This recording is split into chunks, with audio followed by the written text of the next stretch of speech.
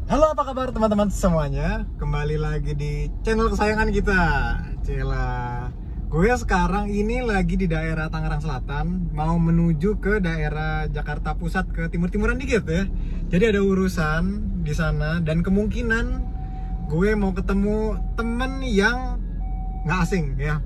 Jadi kalau teman-teman Pajero atau teman-teman Pajero Sport Lovers atau bapak-bapak PSL kenal sama yang namanya Om RG Rian Lubis ya, ini salah satu sesepuh PSL ya. Jadi komunitas yang udah ada di Kaskus ya. Pajero Sport Lovers itu awalnya di Kaskus dan kemudian sampai sekarang, sampai Kaskus nggak begitu hype kayak dulu, tetap masih eksis PSL ini. Jadi kalau kalian belum kenal, belum main dulu ke Instagramnya PSL. Om RG ini adalah seorang lawyer ya. Kenapa gue mau ke sana? Karena kita mau ngebandingin lampu ya. Lampu P61 itu lampu LED, lampu work light yang bisa ngebantu ketika di malam hari. Ada lampu putihnya, ada lampu kuningnya. Fungsinya sebagai lampu sorot, lampu tembak atau lampu untuk kerja ya. Ngebantu banget ketika kita mau off-road, perjalanan jauh, jalan yang sangat-sangat gelap, keluar kota yang kira-kira bisa dibilang bilangan kayak di Sumatera. Ngebantu banget. Dan ada juga teman kita yang kemarin udah ngobrol ya di kolom komentar. Gue lupa nih antara di Instagram atau di YouTube ya. Ada yang ngomong kayak, "Bang, obrolin dong, Bang, bahas tentang Sambo" gitu. Gue bingung hubungannya antara kita sama Sambo tuh apa ya. Tapi salah satu yang gue juga sebenarnya penasaran ya, dulu pernah gue tanyakan kepada Om RG ini adalah, kalau dashcam ini, kita masang dashcam di mobil, kalau kita jadi korban lalu kita melaporkan ke pihak yang berwajib, apakah ini valid, apakah ini bisa dipakai? Seperti halnya seperti CCTV ya, kita gunakan untuk merekam suatu kejadian, peristiwa yang mana kita berjaga-jaga takutnya di kemudian hari ada hal-hal yang tak terduga ya. Jadi apakah ini bisa digunakan sebagai alat bukti, apakah bisa digunakan sebagai pembuktian di meja hijau nanti di pengadilan gitu. Jadi kita lihat aja mungkin apa enggak. Gua nggak tahu akan seru apa enggak hari ini, karena gue mau mampir ngecek lampu terus ngobrol sama Om RG. Dan kalau sempet nih mau ke Cempaka Putih ya, ada venue yang kita siapin untuk buka bengkel ya. Perlu nggak nih jadi bengkel nih lokasinya? Kita lihat aja guys. Mungkin ada yang penasaran atau bertanya kayak, ini hasil resolusinya beda atau kok gambarnya kayaknya agak-agak aneh. Sorry banget, karena hari ini gue sebenarnya nggak planning, gue ngerekam pakai handphone. Gue nggak tahu ini HP ini compatible apa enggak di nanti hasilnya dan bagus apa enggak, karena agak-agak jadul sebenarnya ya. Kalau agak kurang bagus resolusinya, mohon maaf. Dan penerimaannya juga gue nggak pakai mikrofon, ini seadanya dengan handphone, setangkap-tangkapnya aja guys. Mudah-mudahan menghibur kalian semua di rumah. Oke, stay tune aja guys.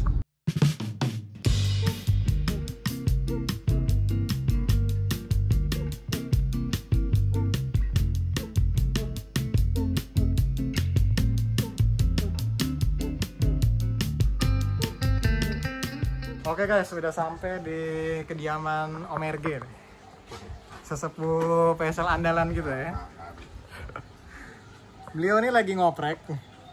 Gua pindah dulu ke kamera depan. Nah, beliau lagi ngoprek headlamp punya Pajero-nya.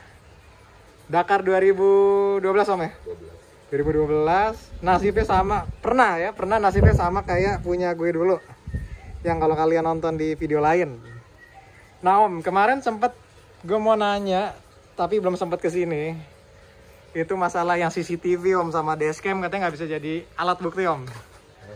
Ini kemarin ada nanya temen di YouTube, katanya bahas masalah Sambo gitu. Gue bingung Om, Sambo apa yang dibahas gitu kan, sama mobil apa hubungannya. Tapi dashcam sama CCTV hal yang sama Om, sama-sama kamera. Bisa nggak dibawa ke persidangan Om? Sedihnya ya begitulah, belum ada aturan pelaksana yang mengcover. Kalau CCTV ada. CCTV bisa. Ya dengan syarat pemasangannya harus izin. Jadi kalau masang nggak pakai izin terus kita kejadian kecurian kita laporin, nggak bisa juga itu? Hanya dianggap sebagai petunjuk. Petunjuk aja.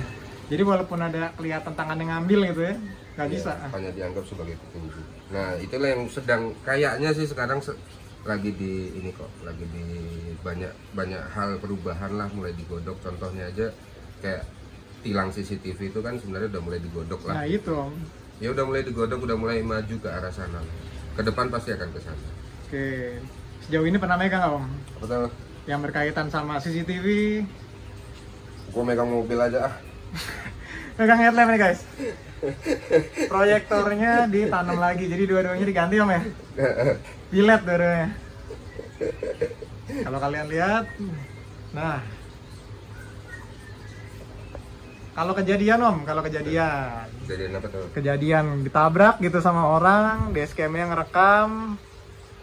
Kalau misalnya kita lapor polisi gitu, berarti itu nggak bisa jadi alat bukti juga.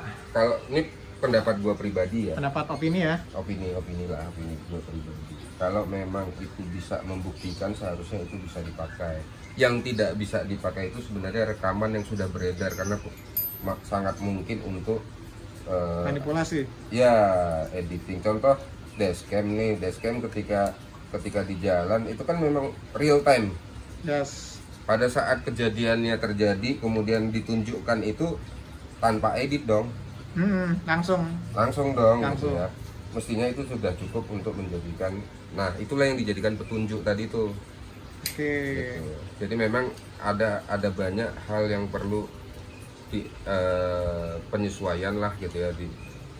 Contoh ini kan sama halnya kurang lebih ya kayak hukum pidana itu kan kurang lebih ceritanya begini nih, orang mencuri denda penjara atau denda cuman Rp250. Itu kan zaman dulu Ya. Zaman sekarang Rp250 buat apaan? Parkir 2.000 ya. Parkirnya 2.000, kencingnya 2.000 lu. Gitu. Nah itu kan harus disesuaikan, termasuk teknologi ini juga sesuaikan. Yang mungkin memang harus dihindari ya yang editing itu tadi, apalagi yang potongan ya lu tahu sendiri lah, banyak sekali orang yang pinter, yang sangat jago mengedit, tiba-tiba dari sekian muncul ke sini ya, itu banyak tuh. Tapi kalau yang real time mestinya sih enggak.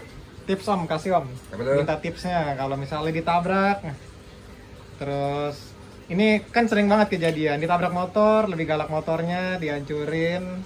Apakah seharusnya kabur karena takut? Apa diem aja tapi dipukulin? Gimana om? Ya ada banyak ini. Kalau melihat tipikal masyarakat Indonesia sih sebenarnya kalau ada kecelakaan apalagi dengan motor, mending daripada kabur hancurnya banyak, ya udah turun aja. Hadapin.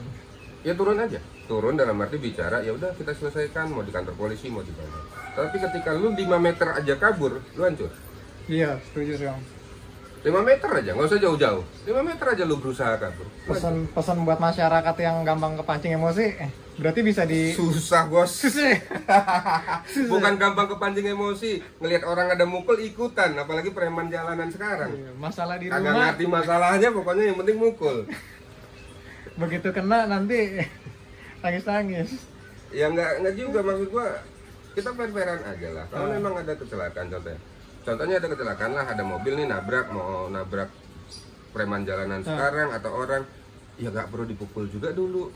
Ada apa kan gitu. Siapa tahu lagi nggak sadarkan diri gitu ya. Iya. Kita belum tahu. Dan orang itu memang mungkin banyak masalah baik dari kehidupannya atau kerjaannya atau apa-apa. Nih contoh. Yes. Gua pernah mau berantem di tol cuman gara-gara gua tuh kebelet banget kencing. Kondisi macet banget. Gua motong dong. Iya. Motong tuh dalam arti udah pakai sen, udah minta jalan. Sesopan mungkin gitu ya. Sesopan mungkin. Nggak dikasih ya gua tunggu. Tapi gua bener udah sampai sakit di pinggang. Okay. Pengen kencing bukan pengen cepet gitu loh. Ya kan? Ada orang buka jendela tuh. Memaki. Ikut antrian lu. Saya mau buang air kecil gitu. Ya tetap aja lu ngantri katanya. Ya kalau ngantri buang air kecilnya gue ikutin. Iya, ini udah kebeletnya banget nah. Banget. Kalau ini kan gue bukan mau motong jalur dia, gue minta jalan dulu, pakai sen sampai gue buka jendela. Izin Pak, ke sebelah bentar dulu. Ini orang masalah hidupnya apa sih? Terlalu emosi ya. Iya. Terus kondisi macet. Emang kalau lu dipotong satu mobil bisa langsung nyampe lu gitu? Iya, nggak juga. Logiknya lu. Sama-sama aja jeda satu. Ya sama aja gitu. Lah. Dan kita juga ya mungkin dia kenapa nih yang kebelet kali atau apa. Kan juga lagian kalau lu udah nggak dalam kondisi yang darurat juga nggak akan gitu kan. Iya, ngapain juga. Kita kan bisa juga ngelihat keadaan macet itu waktu zamannya pembangunan tol itu lah yang kan yang macet parah tuh. Ya sehingga kita mau minggir aja kan nggak bisa tuh, susah gitu. Kalau minggir malah jadi bikin macetnya makin parah. Iya, dan sekarang kondisi macet gitu lu mau buru-buru mau gimana? Sama kayak orang ketika ketemu bottleneck. Bottleneck ya kan. Resleting harusnya ya. Itu kan dari dulu orang udah secara sadar gitu ya. Kita tahu diri, artinya gue ya nggak tahu orang lain, tapi artinya ketika di jalan ya, ketika yang ini masuk ya ini masuk, ini masuk, ini masuk, ini akan terus cepet lancar daripada gitu. Iya. Udah paham, sama aja kalau nggak bisa ngapa-ngapain, nggak bisa kenceng juga orang macet. Kalau gantian juga sama-sama dapat gitu kan? Iya. Dapat Malah giliran. cepet, nggak akan jadi bottleneck. Kenapa? Ya kita sadar diri aja gitu. Oh dia masuk, oke kita masuk. Yang sana pun akan mikir, oh ya biar dia masuk karena dia di situ masuk. Nah, tapi masyarakat kita kalau gue lihat rata-rata udah ngerti sih Om. Tapi ada aja emang yang tambeng. Kalau di lalu lintas mah banyak jagoannya. Iya, banyak boy ya. Apalagi kondisi macet nih. Udah tahu macet, nagrek gitu ya, macet misalnya. Ini macet ngantri. Masuk nih kanan, biar masuk lagi kiri. Begitu mentok di depannya ada apa, ini bikin tambah macet kan gitu ya. Dari sisi hukum Om, di jalan lu mending tanyain gua masalah ginian daripada masalah hukum. Oh pengen tahu dong. Kalau tiba-tiba gitu ya, tiba-tiba dipukul di jalan itu, kan kemarin sempat ada tuh video kayak pukul gue. Katanya Om, sepemahaman gue, yang mukul pertama yang salah. Apa bener Om kayak gitu Om? Gua nggak setuju kalau dibilang mukul yang pertamanya salah gitu ya. Tetapi itu kan bentuk provokasi. Provokasi. Buat gua sih pinter-pinter aja begini. Kenapa dibilang misalnya yang mukul duluan itu yang salah? Sebenarnya kan gampang. Lu dipukul, lu bisa lapor polisi. Iya.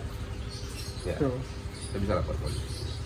Evidensinya apa aja terserah deh. Mau di visum kayak mau apa kayak. Kalau soal kuat-kuatan, gue yakin di dunia ini seperti kata zaman dulu lah, di atas langit masih ada langit. Iya. Lu sekuat apapun masih ada orang yang lebih kuat dari lu. Yang lebih berpower lagi. Mau power apapun, dalam bentuk power apapun ya, pasti ada. Nah jadi buat apa? Lu ketika ini dipukul, terprovokasi memukul gitu ya, itu kan sama aja dengan mancing lu mukul, kemudian dia bisa lapor polisi. Itulah kenapa lu kena gitu. Artinya yang mukul pertama kan? Karena lu terprovokasi. Tetapi kalau yang namanya orang berkelahi, yang berkelahi mah standar. Iya, bakbok. Iya, namanya orang berkelahi. Iya. Yang lucu adalah ketika orang berkelahi, yang kalah selalu dianggap korban. Belum tentu. Iya. Padahal yang memprovokasi yang kalah. Harusnya yang kronologisnya ya. Iya, yang itu yang kalah juga gitu. Yang kena yang menang gitu. Ya susah juga gitu loh. Jadi memang ya udahlah. Nah, yang aneh lagi ketika kalau lu berantem ditangkap polisi, ya harusnya yang namanya berantem yang ditangkap polisi yang berantem. Dalam arti yang berantem dua-duanya. Kagak bisa satu. Emang dia berantem sama angin? Iya, setuju. Kecuali bukan berkelahi ya. Pada pemukulan terus-terusan yang satu. Nah iya. Makanya kalau berkelahi, namanya orang berkelahi, yang ditahan ya dua-duanya. Mau punya power, mau nggak punya power, terserah ya dua-duanya. Tapi kembali lagi, itu urusan lain lah. Ya. Kalau misalnya gue ngerekam gitu ya, buat ngebantuin orang lain, apa bisa Om? Ada orang ditabrak, karena dashcam gue ngerekam, bisa nggak? Ya itu tadi yang gue bilang, itu bisa jadi petunjuk. Petunjuk doang? Jadi petunjuk. Ya, logikanya juga begini adalah aparat penegak hukum ketika melihat petunjuk yang jelas dan nyata masih, itu kan juga aneh bos. Sebenarnya. Iya. Kalau udah ada petunjuknya ya, gitu ya, artinya udah petunjuk jelas gitu ya, terus masih berpikir yang lain, itu kan buat gua aneh. Iya. Setuju guys. Sama satu lagi minta pesan buat teman-teman yang mungkin nonton, apa Om? Apapun itu. Mohon petunjuk. Petunjuk gua bukan bengkel. Thank you banget Om RG atas waktunya dan dikasih kesempatan buat sharing. Jadi tadi gua bawain ini lampu P61 sempat kemarin diobrolin sama teman-teman di PSL. Gua kagak ngerti nih mau diapain ini. Buat nemenin winch aja sebenarnya. Tapi karena memang bikin dudukan dulu lah. Iya pasti ada dudukannya buat megang dan nanti mungkin main kesini udah kepasang gitu ya. Asik. Karena penasaran sama hasil dari oprekannya Om RG nih. Kan sempat kemarin kayaknya si Kino itu kebelet juga. Cuman kan di sini Om RG udah bilang gitu kan, ini rumahan tapi standarnya udah standar di atas beres ini kelihatannya nih ya. Ya karena ada keterbatasan waktu dan tenaga, jadi ya pelan-pelan dikerjain ya nggak bisa diburu-buru gitu. Tapi dijamin hasilnya presisi guys. Mana tuh kagak jadi makanya kagak presisi. Saran gua kalau mau yang begini-begini langsung aja ke profesional biar cepet dan langsung hasilnya bagus gitu. Ini khusus mau yang eksperimen R&D, nggak keburu-buru. Cuman mau iseng. Cuma mau ya ngabisin waktu nih bapak-bapak nih berdua. Iya, kalau ngabisin waktu, mau iseng, nah itu boleh, silakan. Oke guys, gitu aja. Jangan lupa di like, subscribe, dan share video ini. Mudah-mudahan bermanfaat. Ambil ilmunya, buang jelek-jeleknya, dan sampai berjumpa di video lainnya. Thank you Om RG dan thank you teman-teman semuanya.